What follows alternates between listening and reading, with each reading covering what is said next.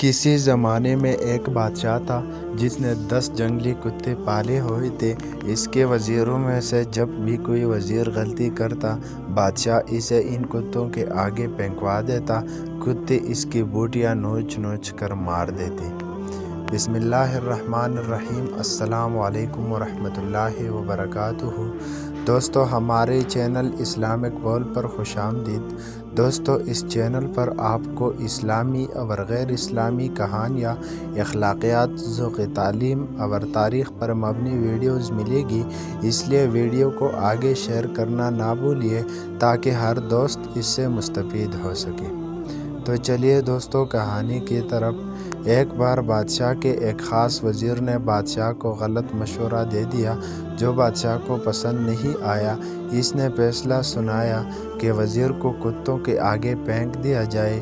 وزیر نے بادشاہ سے التجا کی کہ حضور، میں نے 10 سال آپ کی خدمت میں دن رات ایک کیے ہیں اور آپ ایک غلطی پر مجھے اتنی بڑی سزا دے رہے ہیں۔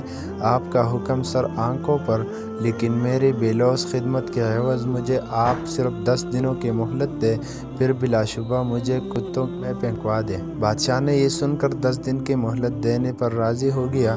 وزیر وہاں سے سیدھا رکھوالے کے پاس گیا جو ان کتوں کی حفاظت پر مامور تھا اور جا کر کہا، مجھے 10 دن ان کتوں کے ساتھ گزارنے ہیں اور ان کی مکمل رکھوالی میں کروں گا۔ رکھوالا وزیر کے اس فیصلے کو سن کر چونکا، لیکن پھر اجازت دے دی۔ ان 10 دنوں میں وزیر نے کتوں کے کھانے پینے، اوڑھنے بچھونے، نہلانے تک کے سارے کام اپنے ذمے لے کر نہایت ہی تندہی کے ساتھ سر انجام دیے۔ 10 دن مکمل ہوئے۔ بادشاہ نے اپنے پیادوں سے وزیر کو کتوں میں پھینکوایا، لیکن وہاں کھڑا ہر شخص اس منظر کو دیکھ کر حیران ہوا کہ آج تک نہ جانے کتنے ہی وزیر ان کتوں کے نوچنے سے اپنی جان گنوا بیٹھے ہیں۔ آج یہی کتے اس وزیر کے پیروں کو چاٹ رہے ہیں۔ بادشاہ یہ سب دیکھ کر حیران ہوا اور پوچھا، کیا ہوا آج ان کتوں کو؟ وزیر نے جواب دیا، بادشاہ سلامت، میں آپ کو یہی دکھانا چاہتا تھا۔ میں نے صرف 10 دن ان کتوں کی خدمت کی اور یہ میرے ان 10 دنوں میں کیے گئے احسانات بھول نہیں پا رہے، اور یہاں اپنی زندگی کے 10 سال آپ کی خدمت کرنے میں دن رات ایک کر دیے، لیکن آپ نے میری ایک غلطی پر میرے ساری زندگی کی خدمت گزاری کو پس پشت ڈال دیا۔